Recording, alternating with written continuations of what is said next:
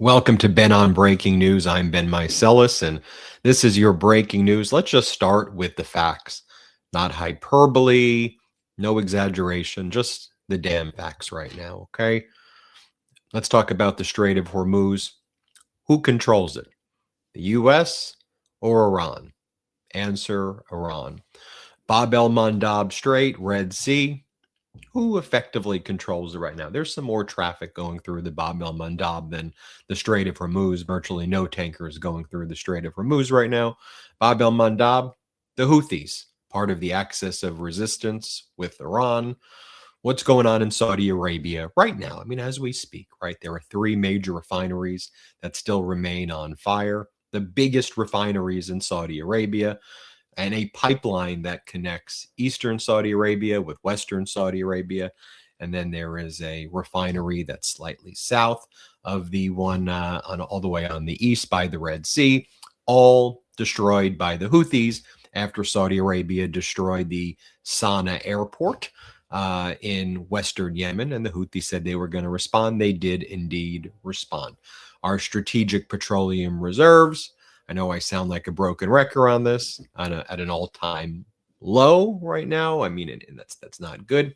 You take a look at the treasury yields right now, right? The 10, 20, 30 year, 30 years over 5%, the 10 and 20 year aggressively approaching, new highs, but 5%. People can't afford things here in the United States. That's objectively what is happening right now. There is no deal with Iran. There's no deal. We're not close to doing a deal. As you know by now, we've been on this beat now for weeks and weeks and weeks. The United States basically ran out of munitions, those precision munitions in particular, the THAAD, the Patriot interceptors, dwindling significantly. And the U.S. bases that are in the region, in Jordan, in Kuwait, in Bahrain, Saudi Arabia, and Syria. Those were getting clobbered by Iran. The U.S. shut down any private companies that put out satellite footage. The U.S. asked European companies to do the same, to shut down its satellite footage of the Middle East because they didn't want us to see what was actually happening with the U.S. bases. There still was the Sentinel-2 satellite. It's European in scope, where we could see a lot of the bases that were being blown up by Iran. We can see the containerized barracks where our troops would be staying. Containerized, like containers that you see on the back of trucks. That's where our troops stay. And you would see 12 of them demolished. And what Iran was also really striking also was the early radar detections, radar systems, hangars. I mean, it seemed like they were destroying a new MQ-9 Reaper drone a day, Apaches. You could literally map out the different bases that were being destroyed by Iran. That's what we were reporting on. We know that the Trump regime is now claiming that the injuries are now up to 650 or so, 624, 644. But the latest round of injuries from the past 3 weeks of escalation, those are now moved to a new category called overseas operations, not Epic Fury, according to the Trump regime and CENTCOM, these lying, disgusting propagandists. It's sad that I have to say this. Sad that they lie like this. Anyway, they said we won Epic Fury. Now we moved on to, quote, overseas special operations, right? It's like right out of the Putin playbook. It's a special operation. That's what this is. And so hundreds of new injuries from the special operation, not Epic Fury. That was done, of course. And I still believe the United States military is certainly undercounting the casualties. I believe the casualties are probably closer to, I don't know, 3 to 5x what they're saying. I would not be surprised if the real number was somewhere in the range of 3,000 or 5,000 actual injuries I don't know in terms of they say that the death toll is 18 killed in action, with the latest 4 from Special Operation Not Epic Fury. But I probably think that they're undercounting that number also. But certainly the injuries, and the Trump regime is claiming traumatic brain injuries are minor concussions.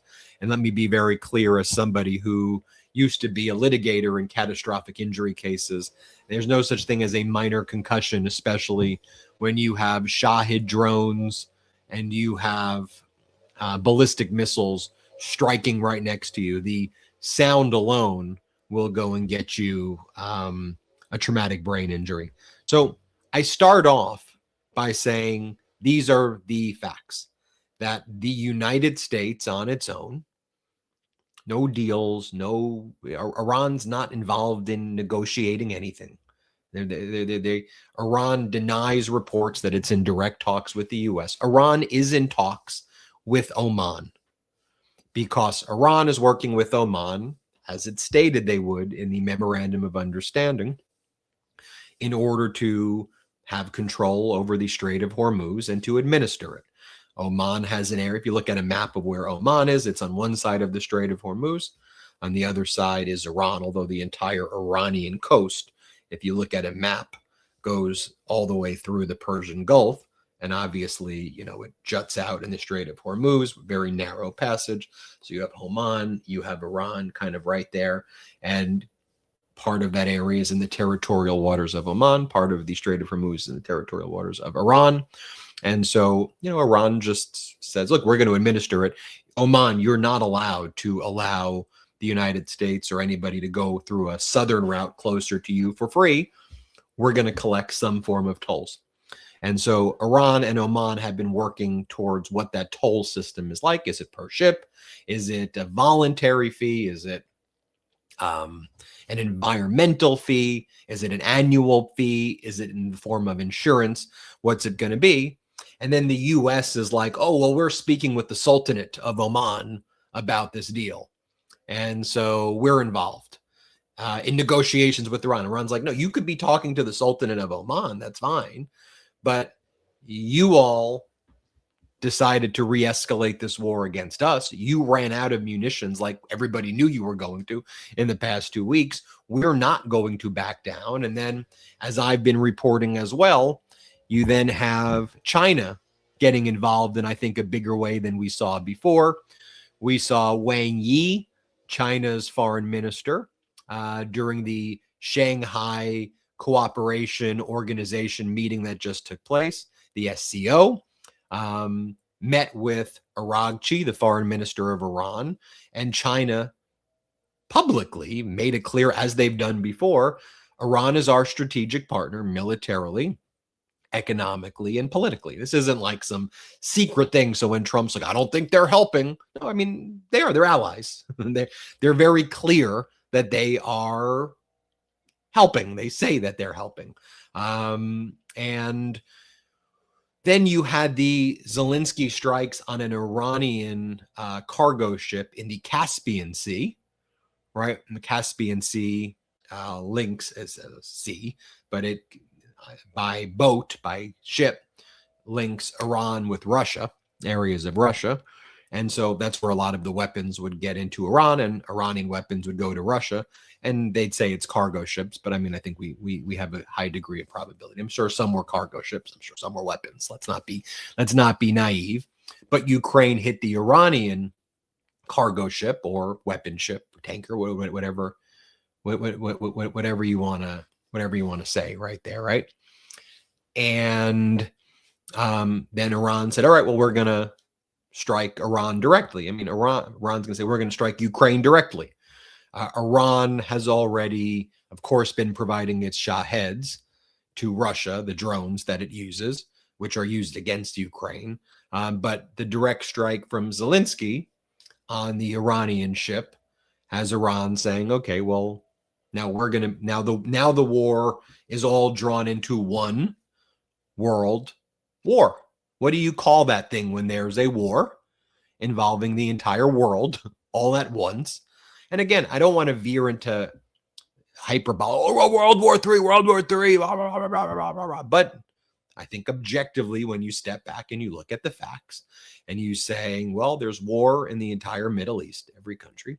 There's a ton of proxy wars going on right now in Africa, which no one pays attention to but us. I mean, other independent news. I'm not trying to, it's not BBC, there's some corporate news. I mean, there's some international news that does a decent job, and independent news does a really good job, right? You have Donald Trump engaged all these war crimes off the coast of Venezuela, right? I did a story as well that, well, let's be clear, Drop Site had an incredible reporter who broke the story. Okay, got to absolutely give credit to courageous reporting where it's due. And we covered it. They got the scoop. And in Ecuador, numerous individuals who survived, there's like close to 300 people the Trump regime has killed off the coast of Venezuela in the Caribbean. And there have been survivors, though, from these ships. And Ecuador has a dictatorship, the Noboa dictatorship, a Miami billionaire who Trump put as his basic puppet to lead Ecuador. And this is what Trump's doing throughout the Western Hemisphere. This is, the 51st state talk taking over Canada. Trump's running CIA operations in Mexico, and also trying to flip people in Claudia Sheinbaum's government, the president of Mexico, against each other, turn them into informants against each other. But massive CIA operations in Mexico. The Trump regime is supporting secession movements inside Canada, in Alberta and other areas, and trying to tariff its way to make Canada submit. Canada goes elbows up, Maple Midas, what's up? And then, though, in Central America, South America, you got Trump doing these things like working, Delcy Rodriguez is his puppet in Venezuela. Authoritarian, extension of the Maduro regime. $13 billion, maybe more, has been made in oil money, apparently, since the United States took over Venezuela. And no one knows where the money is. Like, where the hell's the money? Like, Trump took the money. No one knows where the money is at all. But Trump's working very closely with Delcy Rodriguez there. He's got Noboa in Ecuador, who he's working closely with. And we have ground troops in a lot of these countries. The new leader of Colombia is a Trump-backed, wealthy guy, lawyer, puppet of Trump. We're going to be running ops in Colombia soon. Obviously, Argentina, El Salvador as well. But we have ground troops. And under the idea that they're going after narco-terrorists, it's, Putin saying he's going to denazify. Trump says, I'm going after the narco-terrorists. And so in Ecuador, the main prosecutor on a case involving the subsequent torture of survivors of some of these boat ships that the Trump regime tried to kill them and didn't kill some people, a prosecutor was investigating the claims of torture when the survivors came back and threats to kill the survivors when they came back to Ecuador. That prosecutor was killed. Her security detail was removed. And, again, you have these kind of operations going on all throughout the Western Hemisphere. Okay. You have China, obviously, allied with Russia and North Korea, and supporting Iran. And one of the reasons why Trump backed out of the massive escalation that he threatened was China saying, well, we're going to get involved. If you open the gates of hell, like you say you're going to open the gates of hell, then we're going to go and we're going to support Iran. That's not being reported the way it should be. It's mostly being reported in a way that's still humiliating for the United States, that the U.S. ran out of its munitions. But we ran out of munitions where if China were to step in, the United States right now is incredibly vulnerable. The U.S. allies, or I should say former allies in Southeast Asia, are very vulnerable right now. You have Taiwan is very vulnerable right now. You have Japan. The prime minister there, Takaishi, who used to have a lot of support in Japan, has basically lost all of the, has lost all of the support. And she's making these very deranged late night posts about how she doesn't get sleep and she gets 3 hours of sleep. And it's a whole thing going on there, in Japan right now. And so this is what's caused by a deranged lunatic like Donald Trump right now. And this is what's going on in the world. All of the things that Donald Trump and MAGA tried to fearmonger about what was going to happen if Biden were to get another, if Kamala was in office, it's literally happening. It's literally happening right now. So with that as background, and literally with you all hear this background? I'm in a new location, but they got like the loudest background noise in the world. I gotta adjust now, knowing that they're gonna do that. I'll close the window in a sec. Oh, you can't hear it. Good. Right now they're doing they have like a whole crew out there, like drilling. Oh my God. But if you really can't hear it, that's good. Here's what Trump said though when he went to Michigan. So he went to Michigan. He was called a pedo. He was called a pedo protector by somebody there. There were data center protests taking place, and Donald Trump's speech, with everything I gave you as background, was that in 18 months we've turned everything around and everything's going great. Here's what he said. Let's play this clip. Billions. In just 18 months, we've turned this country completely around, and we're gonna do still better, but we have a turn. We're hot. That's how to close the window right there. Then he described the Iran war as like playing a banjo. It's like playing a banjo. Here, let's play this clip. Down faster than at any time in the last 6 years. When the fuel comes down, which it did for a little while, then they didn't behave, and I had to go back, and now they're behaving again. It's like playing a banjo. But every day we're fighting to put more money in. It's like playing a banjo, sending our service members into harm's way, with multiple service members, at least 18 getting killed, at least 600 injured. It's like playing a banjo. And again, could you imagine if Obama or Biden or anybody refer to a war as like playing a banjo? And then Donald Trump, to this death cult that attends these events, says to them, I'm better than your parents. I am better to you. Remember, I've done more for you than your parents ever did for you. I mean, again, this is some sick cult stuff right here. Let's play it. Down faster than it. Mary, I hate to say it, you wouldn't have an auto industry right now if they got elected. You wouldn't have an auto industry. But I don't know what happened to the guy. Somebody said he got fired, but I can tell you, the people that count, those people love Trump. Because I've done more for you than your parents, okay? Your parents are good. I'm not going to knock your parents, but I have been better to you than your parents. That I can tell you, and they would agree with me. Wherever they may be, they would agree. Today, I'm proud. There are people in the back laughing at that. It's truly the most deranged stuff. And why am I even showing that to you? I'm never going to normalize that behavior. And I truly don't even understand how corporate news just will be like, yeah, that's just Donald Trump being Donald Trump. Look, that Donald Trump being Donald Trump, while he's out there saying those things, the American people are deeply, deeply suffering right now. And, if you take a look at even what, former MAGA supporters are saying, Trump's base, the UFC guys, the people who Trump had shoulder to shoulder with him. I mean, you look at what they're saying about Donald Trump right now. UFC fighter Sean Strickland, going on one of these right-wing podcasts. Here's what he just said. Here, let's play it. But I will say, dude, like,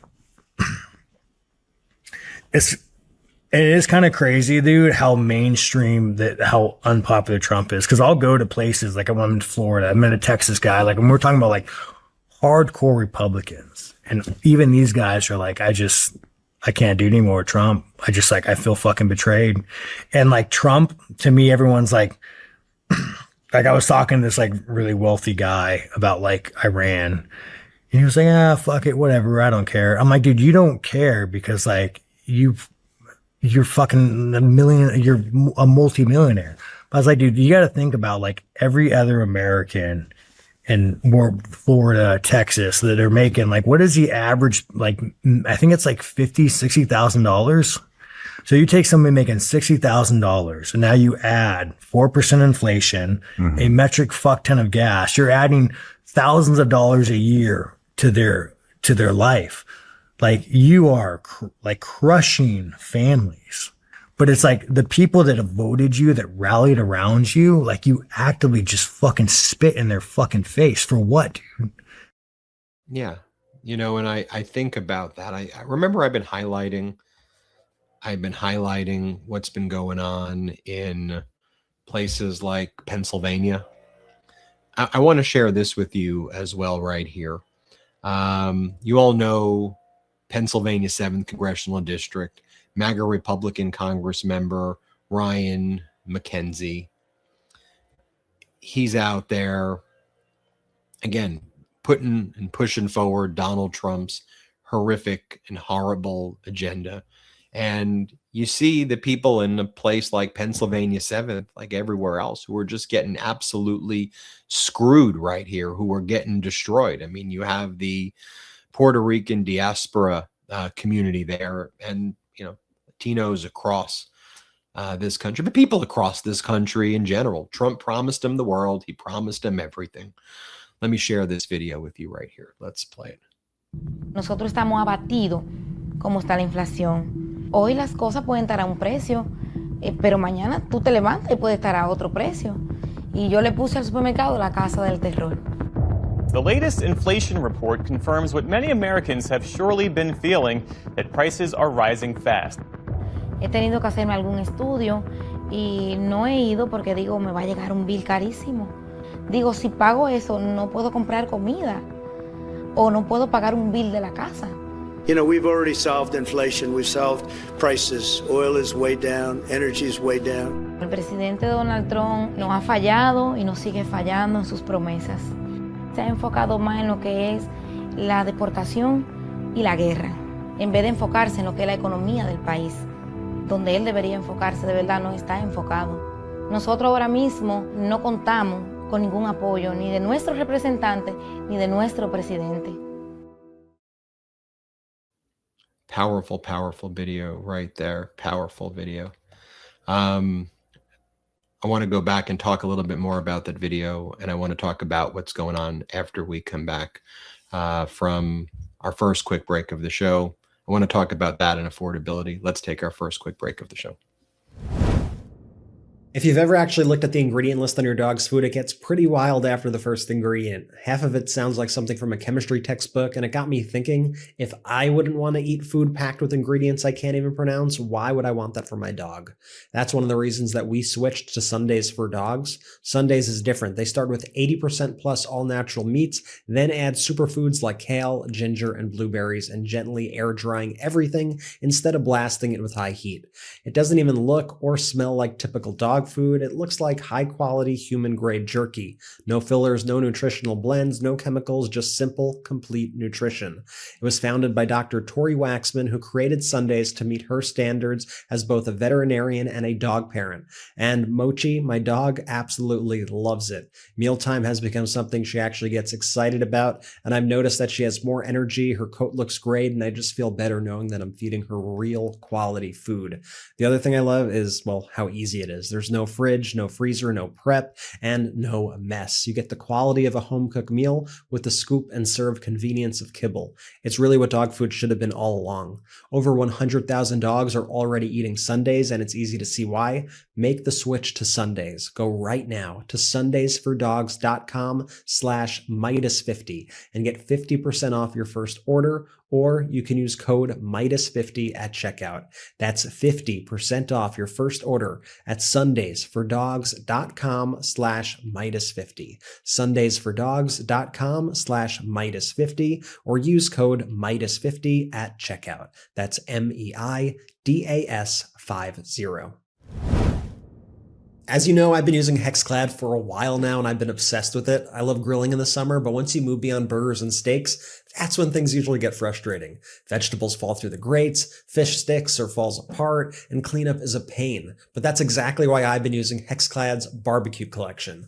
The barbecue grill pan gives you that smoky grilled flavor while keeping veggies, seafood, fish, and kebabs right where they belong. It heats evenly, has incredible searing power, it's dishwasher safe, heat safe up to 900 degrees, and the Terabond ceramic nonstick coating is free from forever chemicals. I've also been really impressed with the barbecue bundle. It makes prep, grilling, carving, and serving so much easier.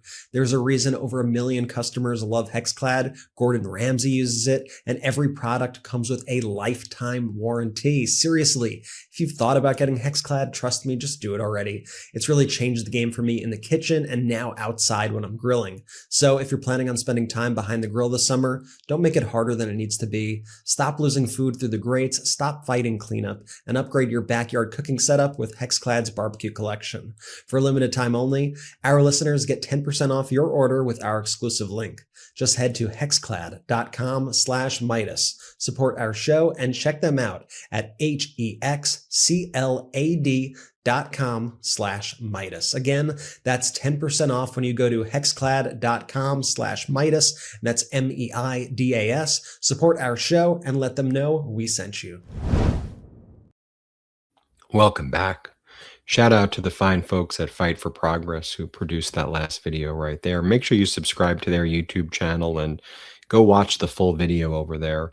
And tell them that Ben sent you and that Ben says hi. I want you to watch the full video as soon as this is over. And I think it's important that we highlight stories like that. And yes, look, I talk about the fact that Donald Trump will go on an AI posting spree. He'll post 100 deranged AI images.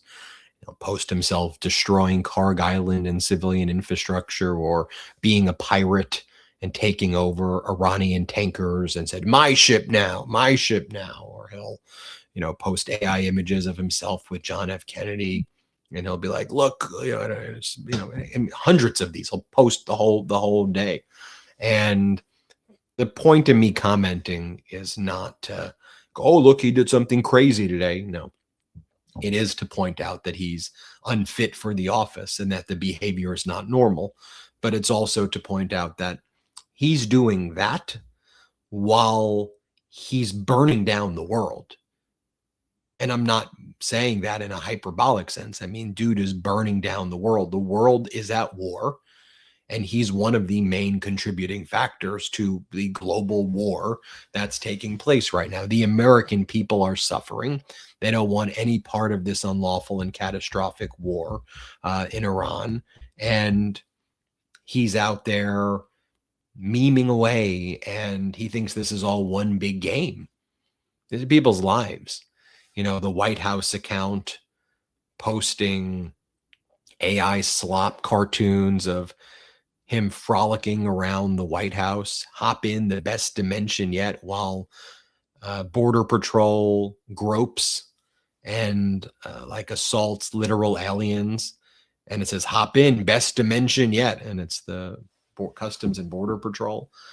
When you think about it, it's like, you can't do a deal with that person. You can't negotiate. I mean, it's literally, could you imagine if another world leader ever behaved like that? I mean, one of the closest we came, I thought, growing up, was the stereotypes of Kim Jong-un in North Korea growing up that South Park used to mock, or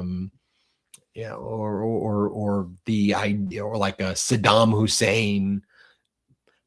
Ain't nothing like what's happening in the United States of America. There really is no historical parallel to having a literal psychotic madman in charge of any country like this, like at this level of psychotic behavior.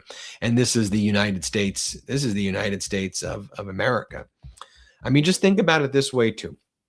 You had Netanyahu in the Oval Office today. You had Zelensky in the Oval Office today, separately. No cameras inside the Oval Office at all for these press conferences. Like, we all know that Netanyahu was there to get Donald Trump to blow up bridges and power plants. I mean, Israel's defense minister His name is Israel Katz. His name is Israel Katz. And he was saying that today too. You know, we want to blow up their power plants. We want to blow up their bridges. We're trying to get Donald Trump to do that. That's, you know, Trump's worried that it may trigger more of a global oil crisis, but that's what we want to do. I mean, they made it very clear what the purpose of this visit for Netanyahu is. But Donald Trump kept this one secret. You know, he brings in, just think about it. He'll bring in the prime minister of Iraq, say how handsome he is. He'll bring in the prime minister of Syria, right? Brings in the prime and starts spraying cologne on him and sniffing him. You know, he'll bring in the president of Lebanon, and, you know, he'll you know, say things about the president of Lebanon, you know, to, you know, show that Ayoun is a puppet, to show Jelani, Syrian president, a puppet. You know, he'll show the Iraqi prime minister al-Zaidi is a puppet. Although al-Zaidi has to deal with being pulled in lots of directions because they're very close to Iran. And you saw the Shiite community there in Iraq for Khomeini's funeral. And that was done intentionally by Iran to send a message about the Shiite support for Iran and for the Ayatollah in Iraq. But notably, for Netanyahu, no cameras there, no press conference. Arguably, of all of the world leader meetings, isn't that the one where we would want questions to be asked by the press? What the hell's happening? Why is Netanyahu here 8-9 times? What's the status of this war? I mean, the two people who got us into this catastrophic and unlawful war are there. That's the one where they go, you know what? We're not going to do that one publicly. We'll do all the other ones so Donald Trump can feel like a tough guy while he, you know, behaves in this, you know, bizarro, a demeaning way to the other Arab leaders who kind of have to take it. I mean, look, the president of Syria, Jelani, he wants all of the sanctions removed, the designations removed, to open up Syria to the world markets. So he has to, so you want to spray me with cologne, you spray me with cologne. You know, I mean, that's, you know, he's there. You know, and the U.S. threats in the region are significant. Ayoun, the president of Lebanon, you know, is there, you know, who basically admitted that or Sergio Gorka, one of those right-wing extremists in the Trump regime, he was saying that he taught Ayoun, the president of Lebanon, studied under him. Isn't shocking. Sebastian Gorka, yeah, Gorka. You know, Zaidi of Iraq. You think about all of the, you know, oil deals, all of the U.S. controls of pipelines there. And so Zaidi has to do this balancing act. But Netanyahu shows up. That one's not going to be in the press. Note, and you know how you can kind of see what's really happening here? And when Donald Trump actually is afraid of people, he doesn't want it to be done. When he feels intimidated, he doesn't want that to be done publicly, right? I mean, you think about it. Think about how short the presser was with Putin, right? It was in, out. Zelensky, previously, when Trump thought that he had the card, when Trump thought Trump had the cards, when he didn't, he would have Zelensky there and try to like embarrass Zelensky publicly. He would try to put Zelensky through the, you know, through the Oval Office humiliation ritual. You go back to February 2025, perhaps one of the most historic meetings ever held, where Donald Trump was saying, you don't have the cards, you don't have the cards. And Zelensky's like, this isn't a game of cards. One day you're going to need me and you're going to be flailing. You all remember that one? But notably, Zelensky's meeting today was not done publicly.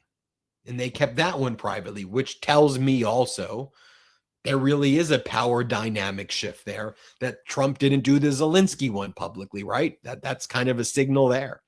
Because I think Trump thinks that if he's there with Zelensky, that the same way he thinks if he's there with Netanyahu, it'll expose how weak Donald Trump is.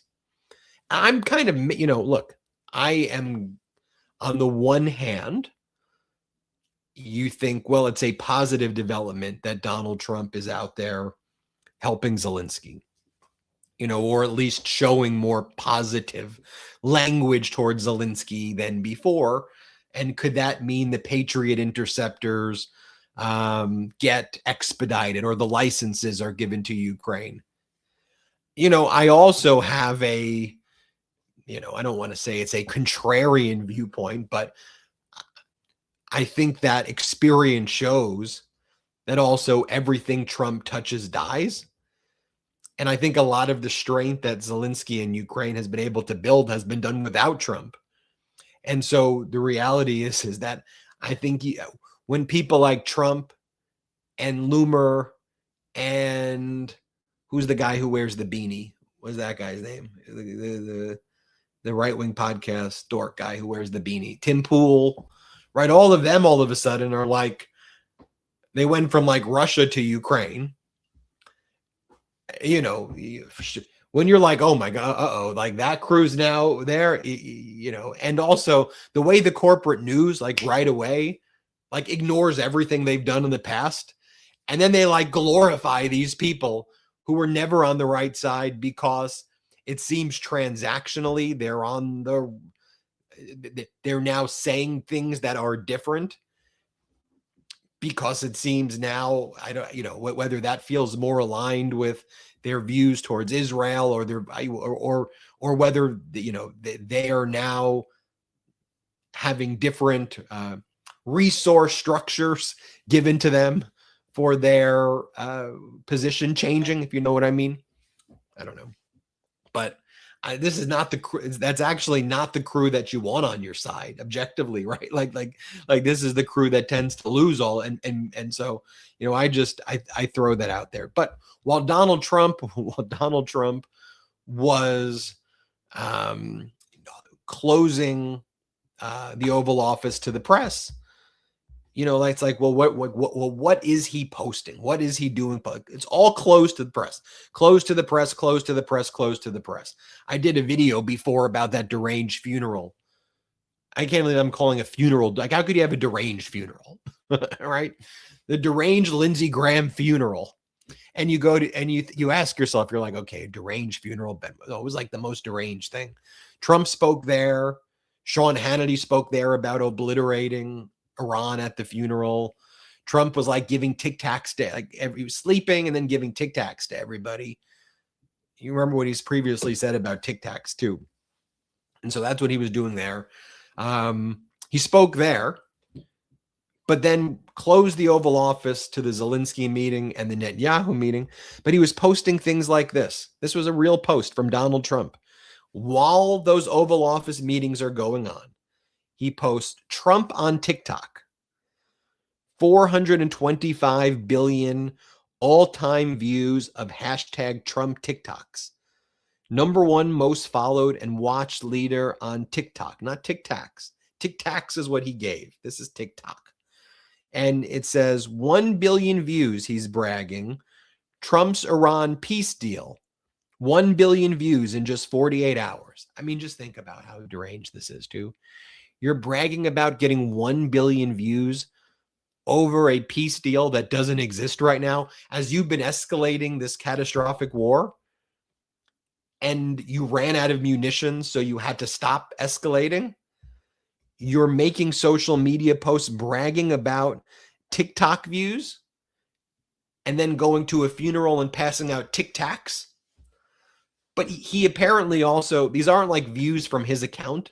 These are like people who are talking about the deal or Iran. It's not like directly even related to his own post, because if you look at his post, they don't have those level of views. And like he's doing that. And then you have like Iran's leadership out there saying, we're not negotiating with them. Don't believe them. They're deranged. You want to see how the Americans negotiate? Just look what they did with Saudi Arabia. One day they announced they're doing a civilian nuclear deal with Saudi Arabia. And the next day, Donald Trump says, actually, Saudi Arabia, you've got to be allied with Israel through the Abraham Accords. And they change it up. Iran's like, you see, yet another U.S. deal can't even make it 24 hours. Now, look, this idea that Donald Trump is involved in quid pro quos and giving civilian nuclear capabilities to Saudi Arabia was deeply alarming in and of itself and completely incongruent with the position that Saudi Arabia should be able to have civilian nuclear weapons, but civilian nuclear power, but Iran can't have civilian nuclear power.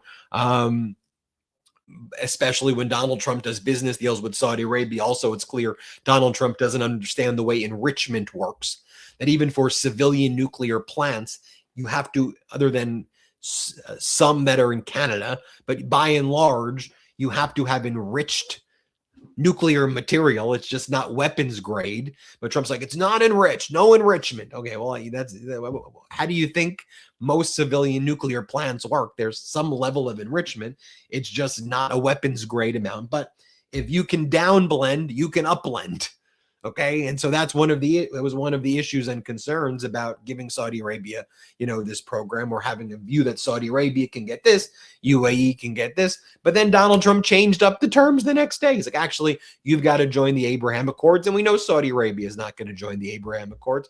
And it's like you've got Trump out there posting weird AI slot memes of himself as cartoon characters and bragging about TikTok views, and then making posts head for an eye, head for an eye. Rubio says Iran begging U.S. to make a deal. Adds Trump's policy is head for an eye, not eye for an eye. It's head for an eye. Who are these warmonger crazy people saying these things? I mean, like, literally, the United States sounds like Nazi Germany.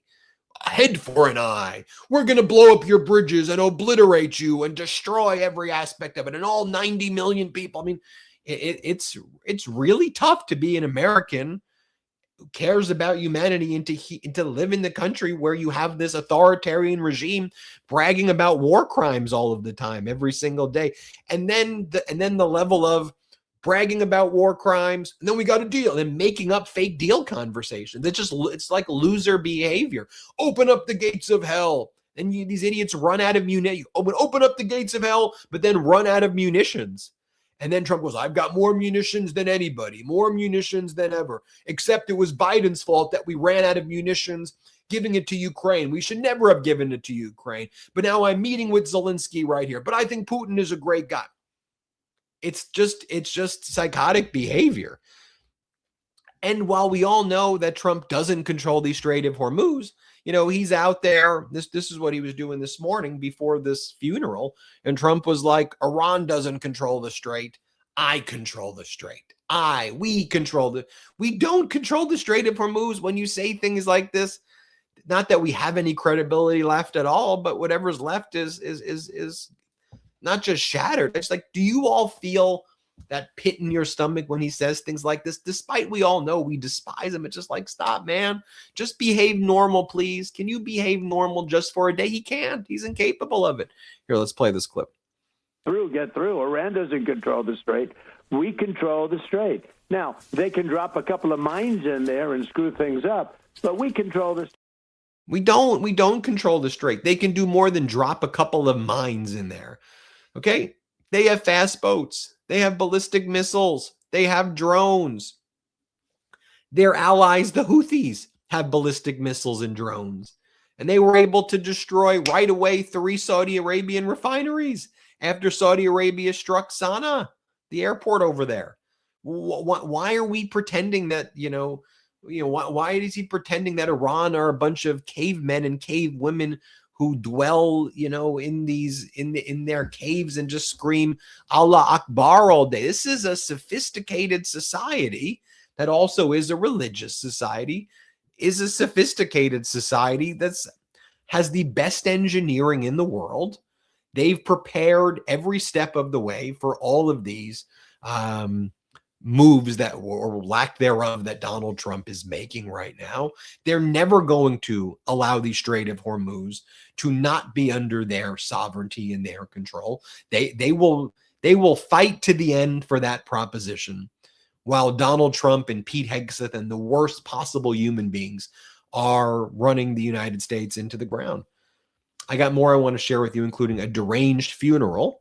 Let's take, and I want to give a legal update as well, because there have been some major updates in the David Hearn reflecting pool case regarding the grand jury there, the Comey motion to dismiss on First Amendment grounds there, and Katie Fang, big updates there with her fight under the Epstein Transparency Act. Let's take our last quick break. Did everybody get WTF America pre-order? WTF America, by the way. If you pre-order WTF America now, it's very helpful. It comes out in October, but if you pre-order it now, we want to see where we should be doing book tours, and it helps us for the actual day of when it gets released in October that we have the pre-sales now. So if you are able to pre-order, please scan the QR code wherever the QR code is. Put in the comment section right now, put in the chat WTF if you've pre-ordered, or if you plan on pre-ordering today, put WTF. All right, let's take our last quick break of the show. It's 2026. America just turned 250 years old, and in 2.5 centuries, we've put men on the moon, invented muscle cars, built the internet, and automated almost every single piece of technology. But when it comes to the bathroom, most of you are still cleaning yourselves like cavemen. The Tushy bidet I have is a real game changer for me. The cleaning experience is amazing. I feel and am so much cleaner after using the Tushy bidet versus using TP alone, and the installation of the Tushy bidet was easier than I thought it was going to be. Tushy Bidet transforms your bathroom wellness for life, gut to butt to bowl. It soothes your bottom with instantly warm water that never runs cold. 99% of people who wash with Tushy warm water bidets feel cleaner and fresher after going to the bathroom. I can attest. Tushy Bidet gives you 2-in-1 benefits, reducing irritation and preventing micro tears with soothing water instead of scratchy toilet paper or damaging wet wipes. People who have made the switch to Tushy use up to 80% less TP. No more clogged toilets, no more wasting money on something that does an inferior job cleaning your body. Every Hello Tushy Bidet comes with a 30-day hassle-free return and a 12-month warranty. Air conditioning stops at your waistband. Stay fresh all day with Tushy. For a limited time, our listeners get 10% off their first bidet order when you use code MeidasTouch at checkout. That's 10% off your first bidet order at hellotushy.com with promo code MeidasTouch. The older I get, the more I find myself wanting to be more intentional about the way I live, eat, and take care of my body. Mosh, which you may have heard about on Shark Tank or Oprah's Favorite Things, was founded by Maria Shriver and her son Patrick Schwarzenegger with a mission to spark a conversation about brain health through food, education, and research. After Maria's father was diagnosed with Alzheimer's, they set out to create something bigger than just a protein bar. Mosh protein bars are made with ingredients that support your brain and body like ashwagandha, lion's mane, and omega-3s. Plus, Mosh is the first and only food brand boosted with Cognizin, a premium form of cytokine that helps support focus, memory, and mental clarity. And they taste amazing, with 9 delicious flavors including plant-based options in chocolate chip cookie, hazelnut chocolate chip, and peanut chocolate chip.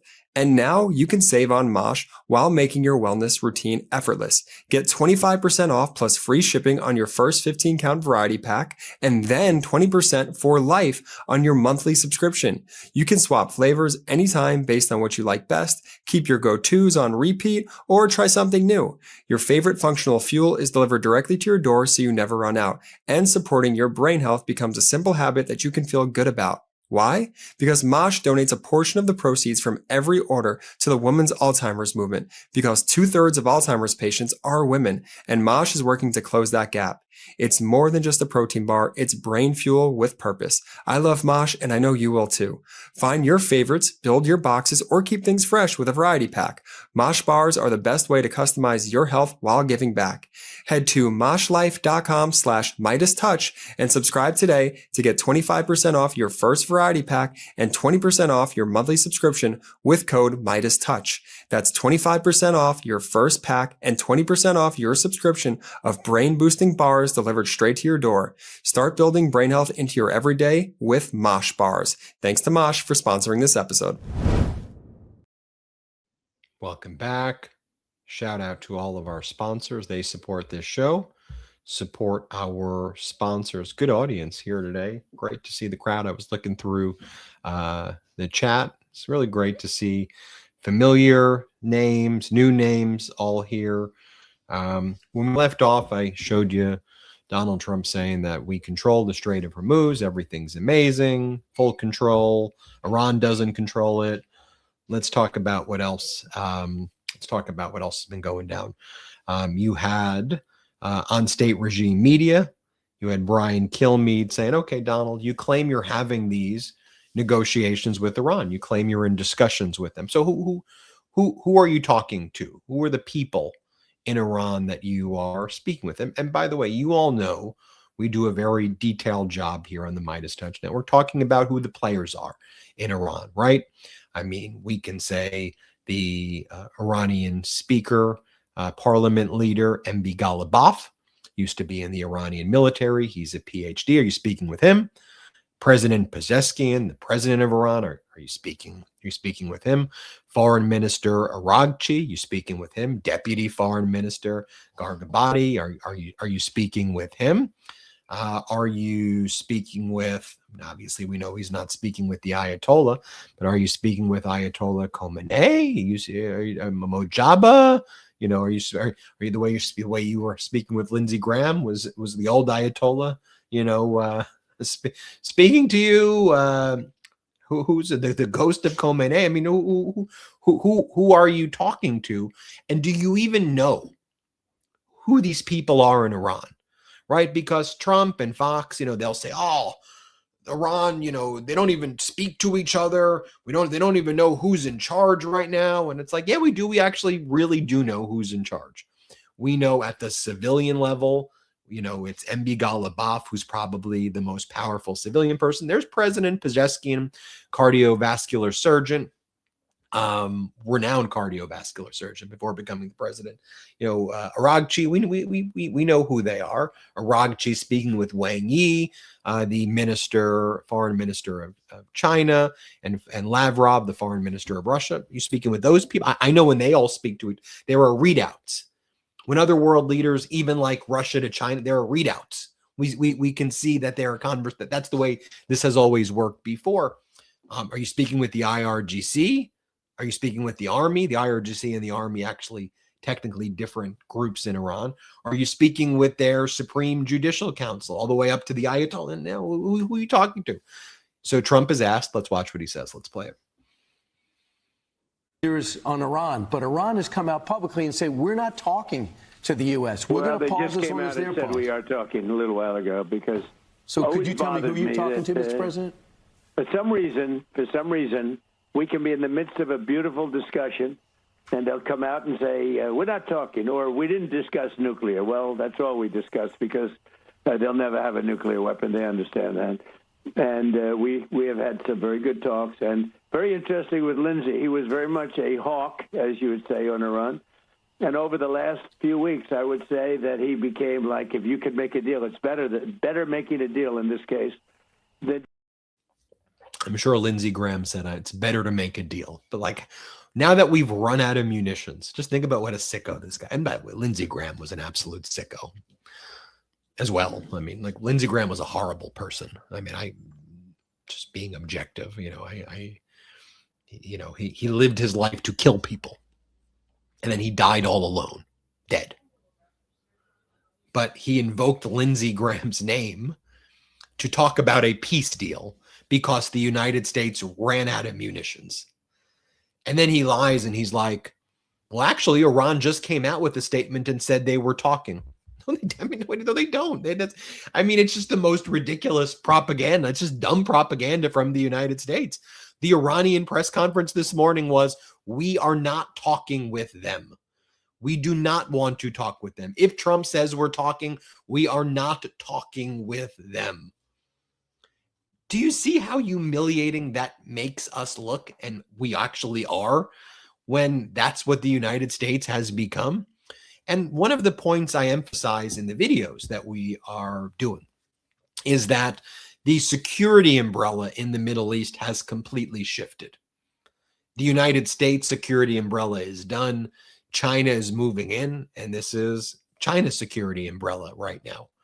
And the Middle East countries are welcoming China's involvement right now because far more predictability and stability and normalness than the way Trump's behaved. That's where we are historically right now, is that one security umbrella is out, a new security umbrella is moving in. That's what Donald Trump has done.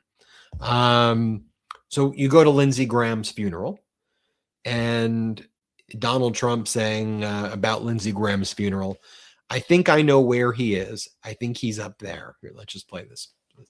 Constant opponent. Our nation needs more men and women like that great person sitting, laying, wherever he may be. I think I know where he is, and I think he's up there. I think he's watching us. I'm pretty sure of it. Sitting, laying. Like, dude, he can't be normal. I mean, he can't even deliver the most basic eulogy for somebody in his warmonger crew. He can't do it. He's incapable of doing it. Then he says about Lindsey Graham, he was hawkish, never saw a war he didn't like, always loved war, loved killing people. So what Trump says at the eulogy. Let's play. He was extremely hawkish. I will tell you, he never saw a war that he didn't like. Only his true friends would understand that, but he wanted it for the good of our country. Then you had Hannity speak, and Hannity described Lindsey Graham's heaven as being Mar-a-Lago, which may be hell. So there may be some truth to that. But he describes it as Lindsey, this is like just think about this cult shit, right? Like this is some crazy, because it's like some crazy stuff. You know, you got Hannity's like, Lindsey is probably in his heavenly version of Mar-a-Lago. Like if you told me that this was a Jim Jones thing, or so, I'd be like, no, I don't buy it. That's too crazy. But watch for yourself. Here, let's play it. There ye may be also. Lindsey, Mr. President, I would argue in my mind, probably has a heavenly version of Mar-a-Lago. It may even be a little bigger. He may have a little more gold in the Oval Office in his mansion in heaven. And I wouldn't be surprised if he added one big, beautiful ballroom and an arch somewhere on the property, because he would want to obviously duplicate his dearest friend in life, you, Mr. President. Straight up the most psychotic stuff. All of these people. But by the way, you now know why the title of the book is called WTF America, because I mean, I just think, I know we have so many international viewers and listeners, and they watch this stuff and they're like, dude, what the hell has happened to your country? WTF? Yeah. These are all like psychotic human beings. These are like just the least normal people imaginable. Oh, and then he uses the funeral to call for the annihilation of Iran. And you have Netanyahu is there. And so you have Hannity with Netanyahu over there saying, and what Lindsey Graham would have wanted is for Iran to be fully annihilated. Thank you. Here, watch. My perspective was Lindsey had moral clarity. He understood right from wrong, good from evil. And he knew, as President Trump knows, as Israel knows, as I know, there can be no path to peace until evil is defeated. Evil, in this case, embodied in a death cult, an ideology, the world's #1 state sponsor of terror. Thanks to the partnership of the President, the Prime Minister, and many other allies, I pray their days are numbers, and I pray that Lindsey's dream of a lasting peace becomes realized soon. I see President Zelensky is here. By the way, JD Vance is like 6'2". He looks like a head taller than Donald Trump right there in that photo. And also JD Vance keeping his distance from Netanyahu there seems pretty intentional. Lindsey Graham's dream of a lasting peace through the annihilation of the Iranians. We shall hope that. I mean, what are you doing? What in the world are we even doing here, folks? Israel. Israel. Israel, what are we doing? The United States and Israel. That's what Lindsey Graham would have wanted. Demolishing the Iranian civilization. I see Mr. Netanyahu right here. Let's do it. More war crimes. And the American people are like, we just want health care. We really just want health care. And we want to be able to pay our rent and afford our homes and stop sticking SpaceX into our 401ks. Like, we don't want SpaceX stock. We don't want Trump accounts where you throw the oligarch companies into mutual funds for our kids. If you want to do a account, you don't need to call it Trump accounts for our kids, because everything Trump touches goes bankrupt. There's a way to do that account the right way also. They took something that, by the way, the concept of the Trump account, setting aside its name, where $1,000 or so is put into an account for kids when they're born, and then it's it's invested in a certain way. I mean, there could be a way to run a program like that, that may make sense. There could be, but what it's actually being done for is what we saw yesterday. And I talked about it this morning. So you had like the CEO of SpaceX, as that stock is crashing, donating the SpaceX stock into the Trump kid accounts. And then Trump posts SpaceX, great work, SpaceX. And so, in my opinion, the way it's being used under the Trump regime is basically for Trump trying to pump up the stocks of people who bend the knee to him. And that's it's a way to take a tax deduction for a company that wants to, get government subsidies for bending the knee to Trump in the first place, and then taking a fraction of the money that they get in the government subsidies, like in the case of Micron and others, and donating that in a way that I believe is probably tax deductible to the accounts that then invest back in your company to try to pump up your stock. Like, isn't it pretty obvious, in my opinion? Like, that's how they're using these Trump accounts. Seems pretty clear what the scheme is.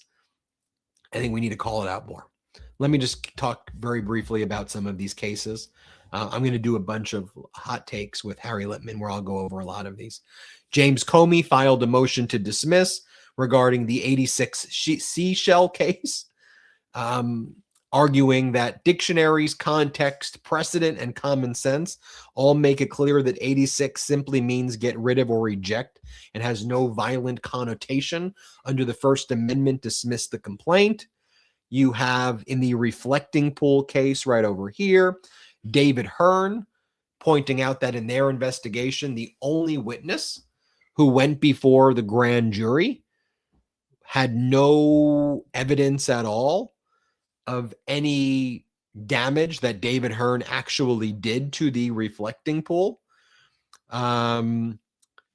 Attorneys for the reflecting pool, defendant David Hearn, said in a filing yesterday, the only witness to testify about damages to his grand jury could not identify any additional cost caused by David Hearn's alleged conduct.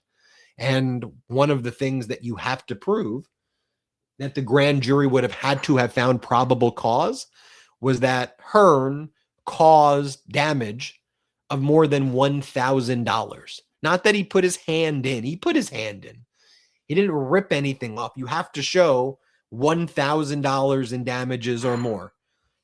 So the question is did they, if the witness has no evidence of what the actual damage caused was, what was the instruction given to the grand jury? Or was this yet another example where the grand jury was given false instructions by the Trump's DOJ in order to indict? And we've seen all throughout the country false grand jury instructions being given. Is that what we're seeing over here?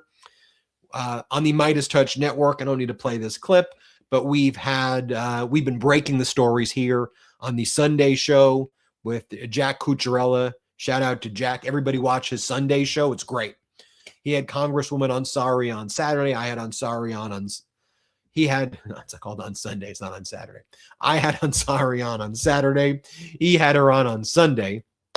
And she talked about subpoenaing Barron Trump. And where's Barron? Friends with the Tate brothers, involved in some of this crypto stuff, World Liberty Financial. We all want to see Barron have his deposition taken. So we'll be following the developments there if and when Democrats take control of the House. Barron. Also Eric Don Jr., Ivanka, Jared Kushner, Josh Kushner, Jared's brother, the Kushner family, apparently working with FIFA right now. Gianni Infantino, to sell the World Cup to private equity. Yeah, the Trump, Infantino, Kushners, they want to take the world. Albanian islands. Now they want to take the World Cup from us. They want to take, what do you think all this plan was? It was a money grip. So now what Infantino wants to do, working with the Kushners apparently, is to create a holdco, a holding company that will essentially acquire the FIFA World Cup and then sell off pieces to private equity. That's what they're scheming right now. But by the way, if you've been following the MeidasTouch network, we've been talking about how private equity has been buying up children's sports programs, kids sports programs, and they've been just making it inaccessible and unaffordable to parents and people who just want to play like soccer or tennis or baseball or softball or whatever, you name it. Hockey, private equity buys up these leagues and then raises the price so that people can't participate in children's sports. By the way, they're doing that with FIFA right now, what I just told you with Gianni Infantino. Pay attention there. The Kushners, everything they do, they just want to screw up everything for all of us, these Epstein class people. That's all they want to do. And then you've got Katie Fang, heroic Katie Fang. Everybody subscribe to Katie Fang's YouTube channel. Everybody download the Katie Fang audio podcast. What an honor to have Katie Fang on our channel, huh? Katie Fang, MeidasTouch host, makes me so proud. I'm so honored. I'm so lucky to have Katie Fang be a part of this network, huh? And everybody else. I'm not, I could go down the list of the Scott McFarlanes and the Popocks and the Aaron Parnases and the Tennessee brand. I got everybody. Everybody's great. Katie Fang right now, though, is particularly heroic in leading the charge to get the Epstein files released. And as she said on her channel, well, let me just let Katie say it for herself in her fight against Todd Blanche. Let's bring her in. So not only has Judge Sullivan found, as a matter of fact and a matter of law, that Blanche has violated the Epstein Files Transparency Act, his ability to order Todd Blanche to show up to chambers with the unredacted documents and with proof supporting his claims that these are victims that are having their identification redacted. The order itself also says that the court has, quote, inherent authority to review materials in camera in cases in which sensitive materials may be an issue. The court has inherent authority to review such material ex parte in camera as part of its judicial review function. I have faith in Judge Sullivan's ability to be able to weed through the bullshit that Todd Blanche will likely try to shovel. And it's okay if I'm not there. I knew. Was hoping I could be there. Love it. So grateful. So grateful. Hey, everybody. Thanks, everybody, for watching. We had that nice little loud noise that I had to contend with. I like this background. I'm going to be honest. I like this background better than my home office right here. But, it's lighter. I think it suits the reporting a little bit better. And did y'all see when I had this? Y'all remember when I started? I didn't realize that I had like this on my head, and then everyone was like, it was like back there, and it looked like I had a mohawk, and everybody's like, you look like Sideshow Bob and whatever. So There you go. Thanks everybody for watching Ben on Breaking News. Go and watch the full video I did, by the way, on the deranged Lindsey Graham funeral. Check that out. It's on the feed right now. Get your copy of WTF America right now. Pre-order right now. Hit the QR code wherever the QR code is. It helps so much to do the pre-orders. Get your friends. You can get your friends the copies too. Pre-order it right now. Put in the chat WTF or in the comment section WTF if you pre-ordered. All right. Thanks everybody for watching. We appreciate you. We'll see you next time on Ben on Breaking News. Shout out Midas Mighty. Want to stay plugged in? Become a subscriber to our Substack at MeidasPlus.com. You'll get daily recaps from Ron Filipkowski, ad-free episodes of our podcast, and more exclusive content only available at MeidasPlus.com.